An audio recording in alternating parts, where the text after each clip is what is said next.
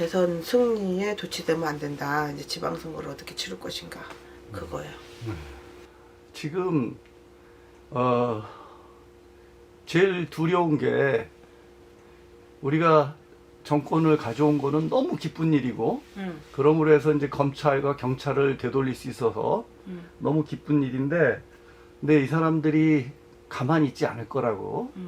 근데 첫 번째 목표가 지방선거 맞잖아요. 세 달 동안 지방선거 대통령을 까내릴 거고. 그 당연하죠. 그래서 사실은 우리도 전략이 있어야 된다 이런 생각은 하고. 맞아요. 저도 그것 때문에 온 거예요. 그러면 이제 먼저 이제 들어가면서 지금 어떻게 나오실 거라고 예측하시는지 거기서 이제 지방선거를 이기기 위해서 한번 시나리오를 한번 만들어 보시면 어떤 일이 벌어질까? 저는 지금 그렇게 생각을 해요. 지금 이석기가 석방이 됐잖아요. 지금 지금 정통 민주당이 아니에요. 지금 이 당 자체가 옛날에 노무현 김대중 때 정권의 이런 그 당이 아니기 때문에 지금 이재명 경기 동부연합 세력 있잖아요. 굉장히 위험한 세력들이에요. 과격하고 학생 운동권 중에서도 전대협보다 더 센 게 그 한총련 이런 계통이잖아요. 이재명을 둘러싸고 있는 세력이 다 지금 그런 세력이기 때문에 지금 내가 항상 얘기를 하지만 지금 현 정부 윤석열이 0.7% 차이로 이긴 게 아니에요.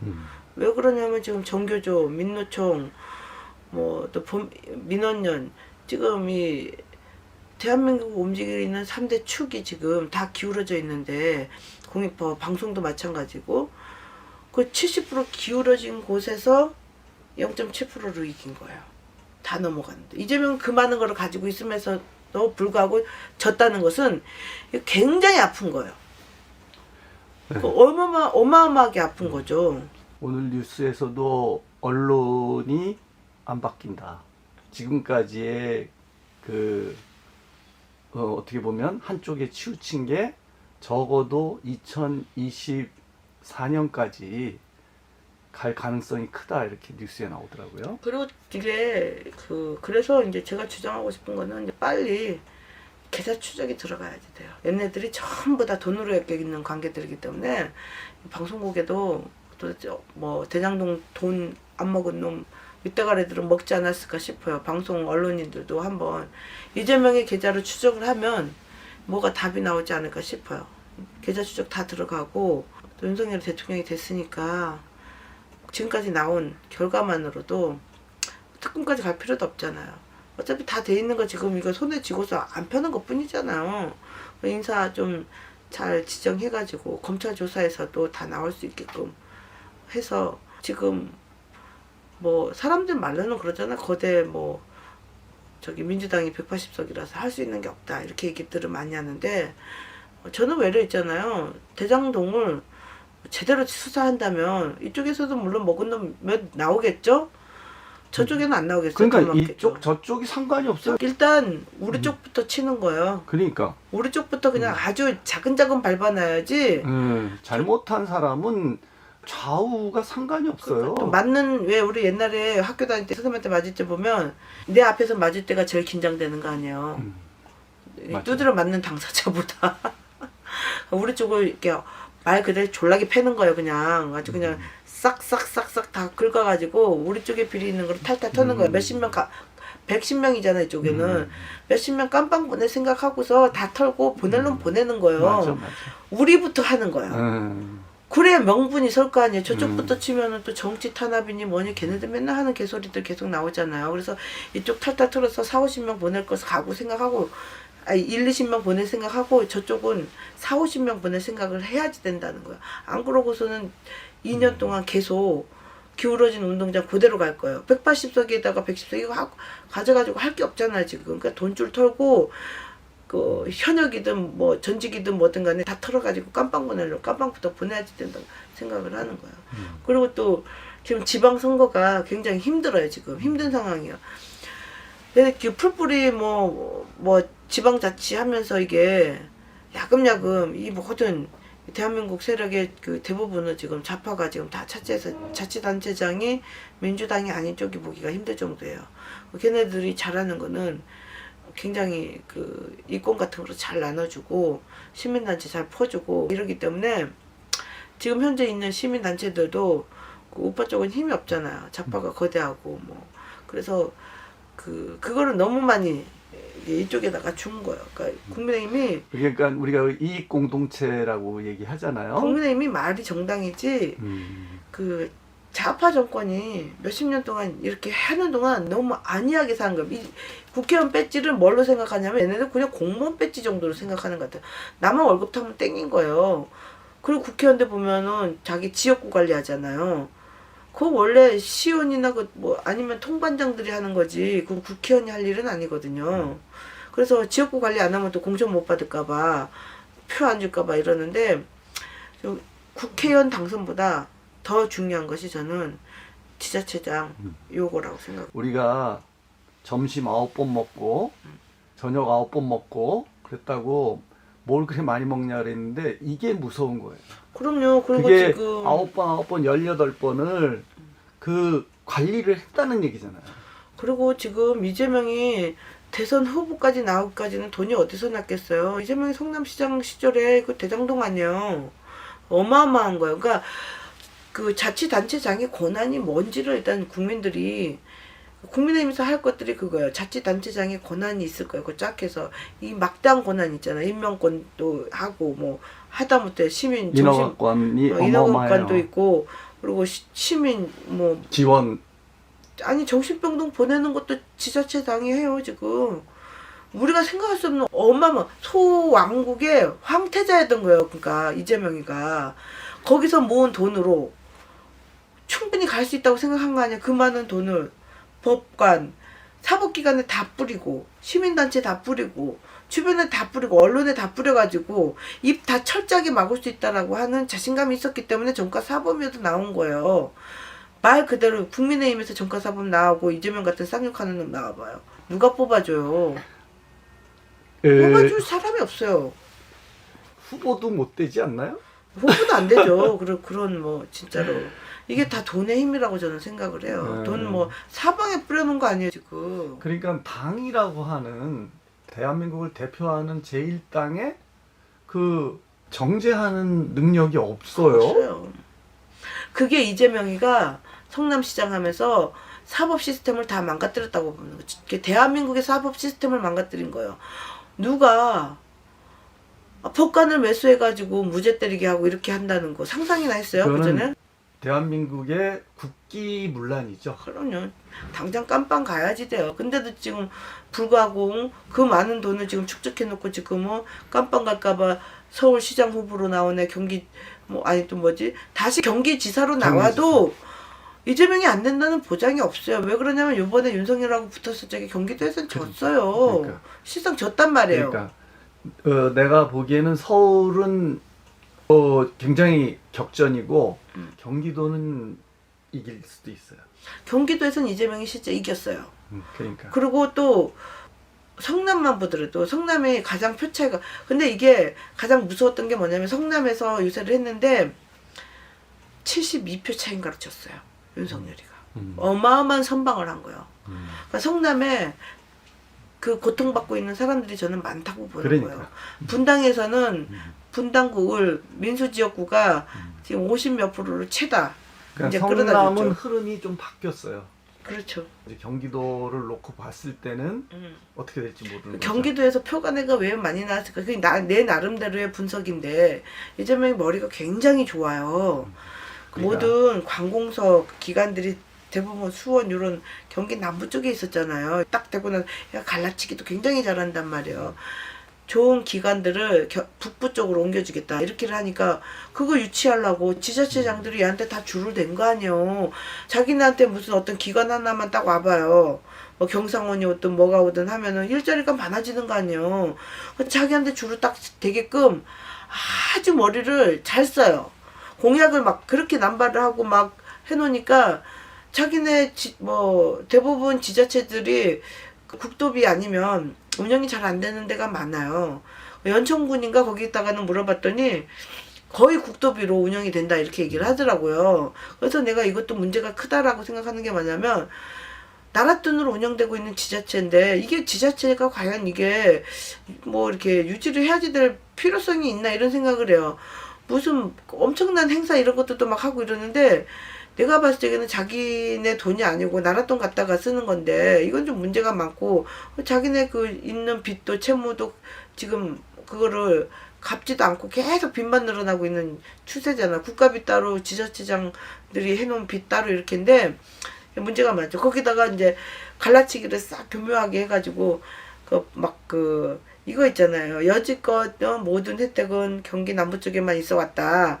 내가 북부에다가 해주겠다. 들으면 얼마나 좋은 소리예요. 막 북부 지역에 있는 뭐 부동산값 뭐 3배로 띄워주겠다. 막 추미애가 나서서 그때 막 설쳤잖아요. 이재명이 도지사 되면은 경기 북부 지역에 땅값이 3배인가 뛸 거다. 뭐 이런 식으로. 아니 이거는 뭐 당대표 뭐 무슨 원내대표 뭐 전부 다. 그래서 나는 추미애, 송영길 그리고 뭐 몇몇 정성호, 조홍천 요런 애들 있잖아요. 이거 진짜 계좌 추적해봐야지 된다고 생각을 하는 거예요. 이재명을 감싸고 노는 민주당의 세력들은 반드시 감사도 해야지 되고 계좌 추적도 해야지 된다 이렇게 생각을 하는 거예요.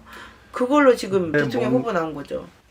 고소 고발이 들어오거나 또 어떤 혐의점이 있거나 그렇지 않으면 지금 민주사회가 돼서 할 수가 없는 일이고.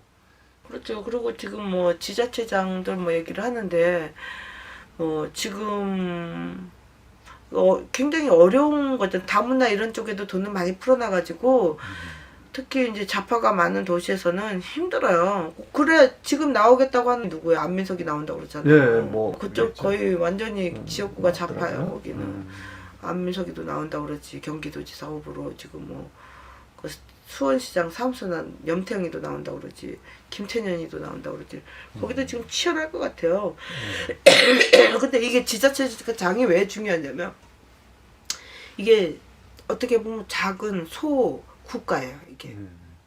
우리 이번에 성남시만 그렇죠. 벤치마킹을 해봐도 이게 얼마나 그 권한이 많고 너무 많아요. 그리고 또 거기서 나오는 그 금액이 얼마나 많이 움직이고. 그렇죠. 그래서 지자체장을 다 바꿔야지 국회의원도 바꾸기가 쉽다는 거예요. 그래서 앞으로는 국회의원 몇 명을 배출하느냐를 중점을 둘 게 아니라 지자체장을 얼마만큼 우리가 배출하느냐. 국회의원 배지 달면 지자체장 잘 안 나가려고 그러잖아요.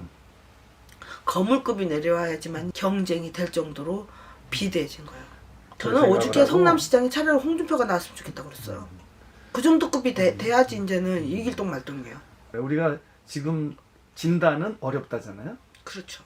그래서 그러면 이 3개월 동안 그래도 어떻게 하면 쫓아갈 건가, 그 얘기를 좀 해주시면 좋을 것 같아요. 저는 그래요. 집안에 이제 어떤 분들은 이제 안철수하고 단일화를 한 거에 대해서 싫어하시는 분들도 많고 그러잖아요.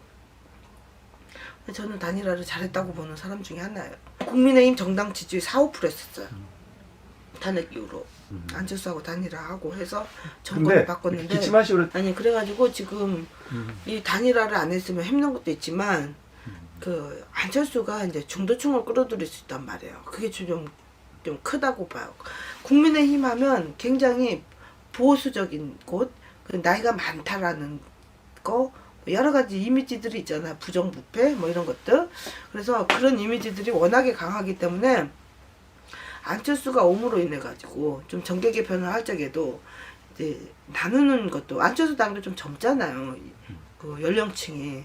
그래서 골고루 분배가 돼 가지고 해야지만이 지방선거에서도 좀 좋은 효과를 나타내지 않을까 이런 생각을 해요.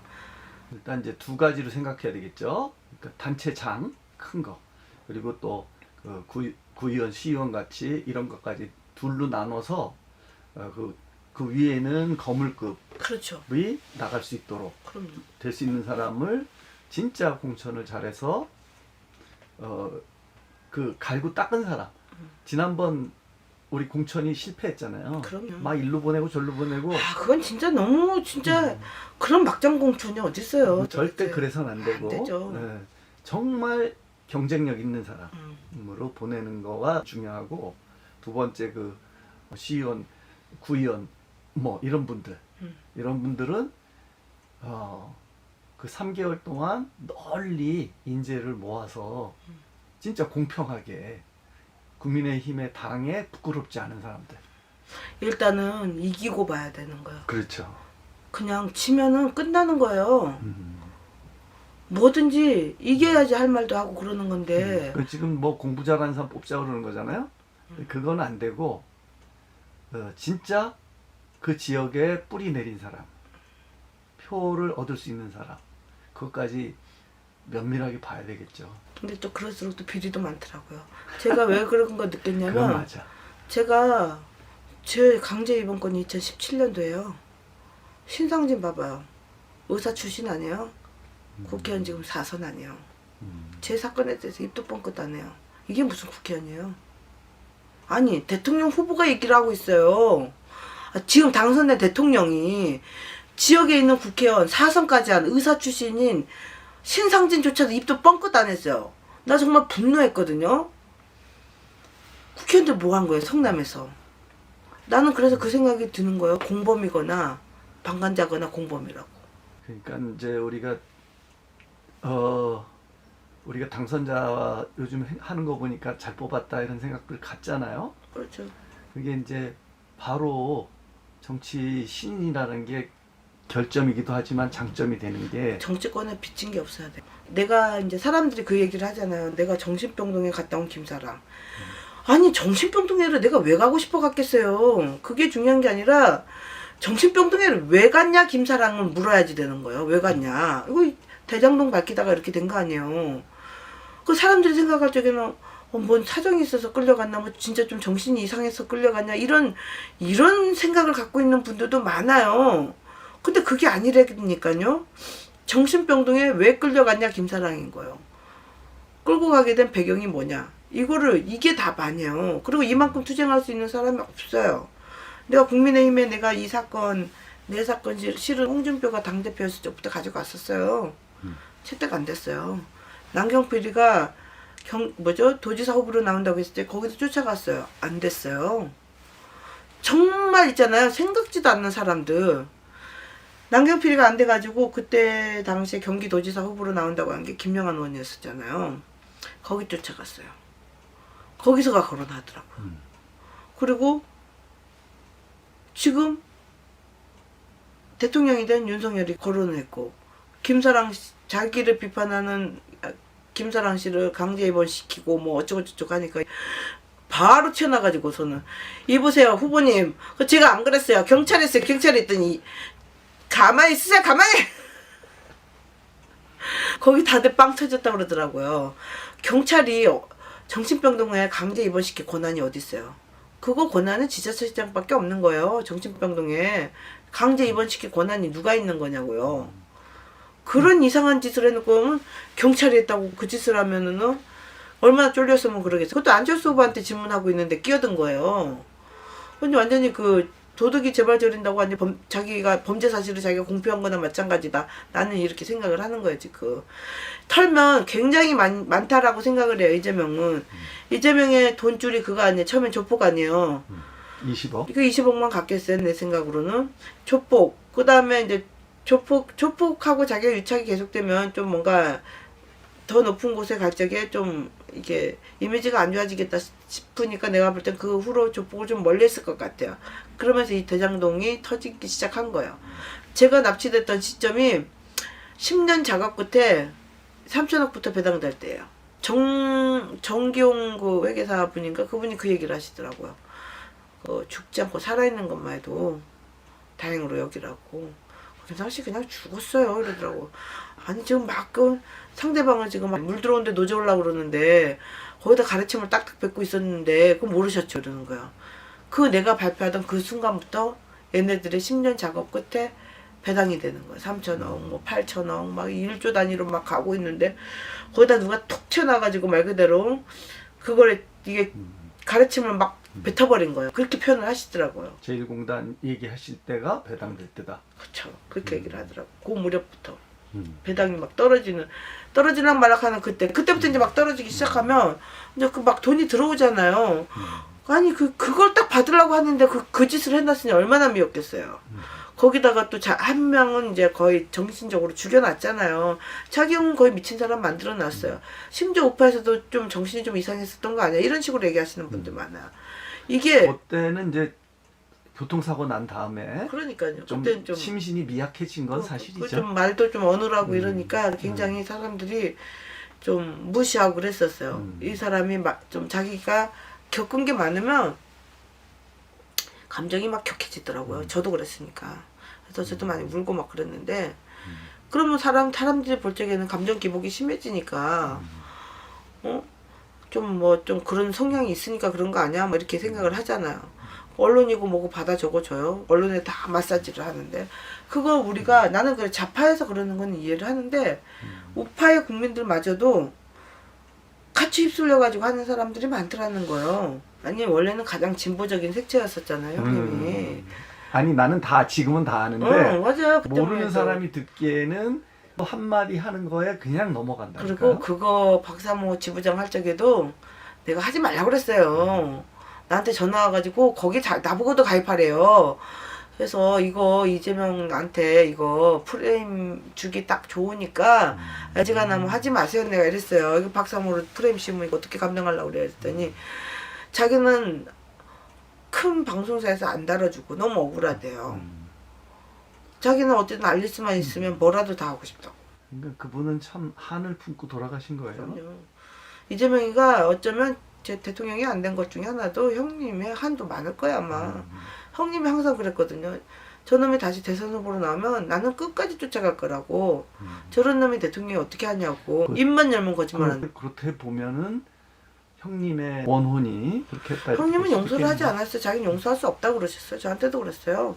오죽하면은 전에 형이었던 사람이래요. 그래서 뭐 배다른 형제예요? 이랬더니 자기는 동생 취급을 안 하기 때문에 그냥 전에 형이었던 사람으로라고 표현을 해달래요. 나 그거 듣고 한참 웃었어요. 나 오죽게 배다른 형제예요? 내가 이것까지 물었을 테니까요. 아니 형제는 맞아요. 이러더라고. 친형제는 맞아요. 근데 제가 걔를 형제로 취급을 안 해요.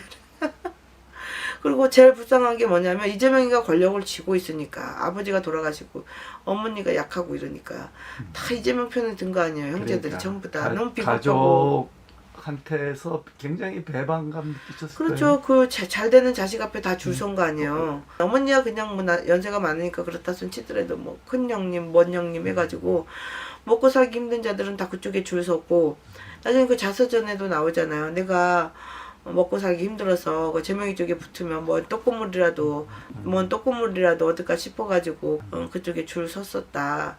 미안하다. 이렇게 굿바이 이재명에도 나오잖아요. 그렇게까지 하니 뭐 그러니까. 보통은 가족이 감싸주는 게 기본인데 가족한테까지 배척을 오죽해 내가 친구였겠냐고요.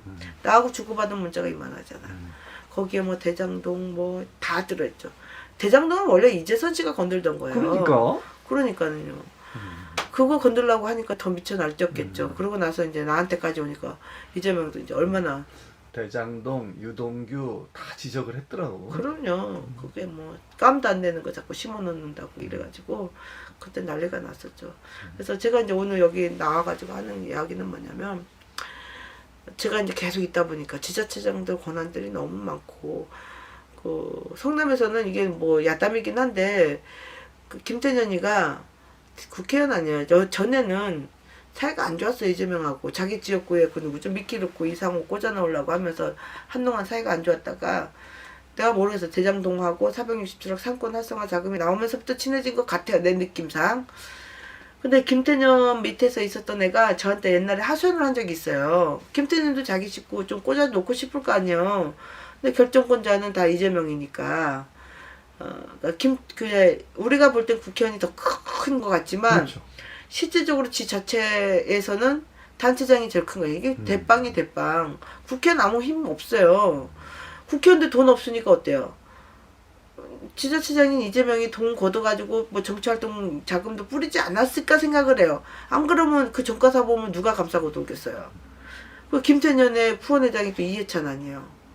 그런 식으로 다 엮이면서 코가 다 낀 것 같아. 이 돈에. 근데 이 돈이 누구 돈이냐? 국민 돈이에요.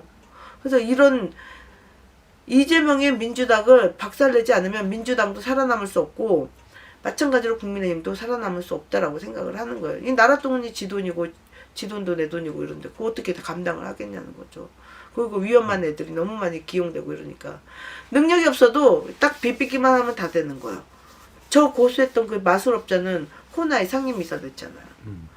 그리고 고려 신용 정보 뭐 거기 채권 추심업자였었던 백종선이 같은 경우에는 비서가 되고 그랬잖아요. 아니 그 누가 가족이 다 충성하잖아요. 그럼요. 그리고 뭐 거기 걔가 이제 대신 깜빵 가면 걔네 밑에 있는 동생 부부 이런 거 다 먹여 살려주는 거예요. 그러니 충성 안 하겠어요? 그리고 요즘은 그래도 그 감사한 게 뭐냐면 예전에는 지식인층들이요 정치 관심 안 가져요. 진짜 뭐 교수님 뭐 이런 분들 있잖아 골프 치러 다니고 뭐 하고 막 이랬는데 요즘 나라 걱정들 하더라. 그러니 그런 분들이 꽤 많아졌어요 지금. 나라가 지금 통전등한데 최우선이 이재명 막는 거라고 생각해서 나온 거죠. 그러니까요. 그런 분들이 많아져서 저는 외려 감사하게 생각을 해요. 제가 처음 나왔을 때에는 얼마나 암울했겠어요. 난 진짜 겁났어요. 관심조차 안 갖는 거예요. 이렇게 위험한 애를 놔두고 그냥 쌍욕하는 애? 저거 무슨 뭐 시장하다 끝나겠지. 나도 처음에 이재명을 알게 된 게 우리 아들들이 사이다 그러더라고요. 맞아요. 그래서 처음 알게 됐어요. 애들이 처음에 좋아하더라고요. 엄청 좋아했었대요. 왜냐면 누가 이제 뭐 천당 밑에 분당 막 이러고 그 성남시청에 막 애들 막 풀어놓는 놀이터 만들어 놓고 뭐 지자체장이 저렇게 뭔가 행복하게 보이고 막 이런 거예요. 그거를 그냥 막 성남시 홍보가 아니라 어떻게 보면 개인 이재명 홍보였던 거죠. 왜냐면 공무원들을 이용을 해가지고 내가 볼 때는 그거 공무원들을 이용한 사전선거 운동이라고 봐요. 말이 성남시 홍보지 이재명 홍보를 하면서 댓글 얼마만큼 쓰느냐에 따라 승진시켜주고 다 그렇게 한 거잖아. 이런 거 제대로 못하면 승진도 못한 거예요. 이재명의 성남시에서는. 그거 열심히 한 결과 그 전국에 있는 사람들이 봤을 적에는 와 뭐 성남이 저렇게 좋지 뭐 시장이 저렇게 무슨 인간적이야 막 이렇게 말하면 다 사이다 발언이고 이렇게 생각을 해서 젊은 층들이 처음에 엄청나게 좋아를 한 거예요. 이거 계속 놔뒀으면 큰일 날 뻔했다니까요. 말도 안 돼. 이재명이 민주당이라고 하는 건요 옛날엔 그래도 기본적으로 어느 정도 좀 소양이 갖춰진 사람들을 임명을 했잖아. 이건 아니에요. 이건 딱 비비면 무조건인 거예요. 요번에 그 민주당 그 비대위원 그 여대생 20대 여대생 그럼 정말 파격적이에요. 근데 난 그것도 잘 안 먹힐 거라고 봐요. 근데 그런 거를 본받기는 해야지 돼요. 국민의힘이. 너무 평균 연령이 너무 높아요. 이제 젊은 애들한테 어필하기에는 좀 그래요. 그리고 자기 지역구 물려줄 후배를 양성을 해야 되는데 맨날 내가 나가는 거예요. 5선, 6선, 7선. 이게 무슨 자랑이라고 얘기를 해요. 아니 뒤에서 조금 뭐 자기가 하고 싶더라도 차라리 자기 후배를 뭐 이렇게 자기 정책을 펼칠 수 있는 젊은 애를 내세웠으면 좋겠다 이런 생각을 해요. 여기는 오로지 자기만 해먹으려고 그래요. 내가 뭐 3선이 됐든 5선이 됐든 그냥 주창 나가는 거예요. 국회의원 진짜 연령 있잖아. 한 제가 60 몇 살로 그거 딱 정지시켰으면 교수도 다 저기 연령 제한 있지 않아요? 65세. 그러니까 나는 마찬가지로 국회의원도 65세로 연령 제한 딱 했으면 좋겠어요. 아니 학생들 뭐 가르치는 교수도 그런데 뭐 국회의원은 몸빼기랍시고 뭐 아우 진짜 암울해요. 사람들이 이제 이번 지방선거 지금 대통령 선거는 지금 잘 됐는데 가장 중요한 지방선거를 어떻게 할 것인가 그 생각들을 많이 하고 그거 걱정하는 사람들이 굉장히 많아져서 저는 좋기는 해요. 근데 이제 모든 게 70% 기울어졌다 생각하면 돼요. 민노총, 뭐 민원론, 정교조 다 이쪽 편이기 때문에 기울어진 70%에서 우리가 51%로 어떻게 가져올 것인가. 우리는 30%밖에 없는 게임에서부터 시작한다라고를 생각하셔야지 되는 거예요. 저쪽은 이미 70%를 가져 있는 거고 우리는 여기 30%를 가지고 있는 거예요. 이 30%에서 얘네들의 이 가지고 있는 70%의 지지율에서 21%를 어떻게 뺏어올 것인가. 이거를 다 같이 생각을 하고 주변에다가 많이 홍보를 하면서 이거를 바꿔나갈 수 있는 그런 체제를 하는 거는 국민밖에 없어요. 이 유튜브, 조만한 유튜버들이 많이 알리는 거 있잖아요. 지금은 유튜브가 대세예요. 그래서 이걸로도 많이 알려주시고 주변에다가도 많이 유튜브 자기가 발언을 못하면 발언을 잘하는 사람의 어떤 유튜브 같은 거를 링크를 해가지고 계속 돌려서 보게 한다거나 가짜 뉴스 이런 거 있죠. 페이크 뉴스 같은 거는 좀 제발 좀 자제를 해줬으면 좋겠어요. 그것 때문에 그 이상하다고 막 생각하시는 분들이 많아요. 제가 봐도 맞아요. 너무 가짜가 범람을 해요. 그리고 유튜브 하시는 분들도 마찬가지로 그 돈벌이에 너무 치중해가지고 가짜 뉴스 그거 막 생산하고 막 그러지 말았으면 좋겠어요. 막 큰일 났다고 하면서 큰일 한 번도 안 난 방송도 있고 그런데. 문재인 곧 망한다 막 이래놓고 문재인 내가 보니까 아주 그냥 임기 다 채우고 정상적으로 퇴임하시는 것 같아요. 그렇게까지 선동하면서 할 필요는 없고 좀 제대로 된 그냥 팩트만 가져가지고 해도 괜찮아요. 그리고 뭐 빨갱이니 뭐니 이런 그 진영 논리보다는 자금줄을 파고들면 되지 않겠나 생각을 해요. 그래서 국민들이 굉장히 감시도 많이 하고 가짜뉴스 좀 척결하고 좀 올바른 유튜브도 구독자 수 없다고 해가지고 안 보지 말고 좀 구독자 수가 없어도 팩트가 있는 데는 좀 해줬으면 좋겠어요. 사람들이 이제 구독자 수만 보고서 막 하잖아요. 나 그거 좀 안타까워요.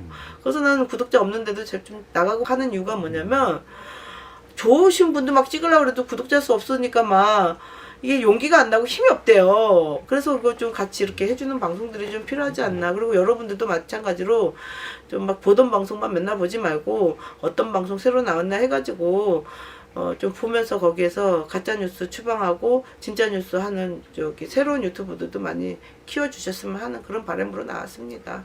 예, 감사합니다. 예, 감사합니다.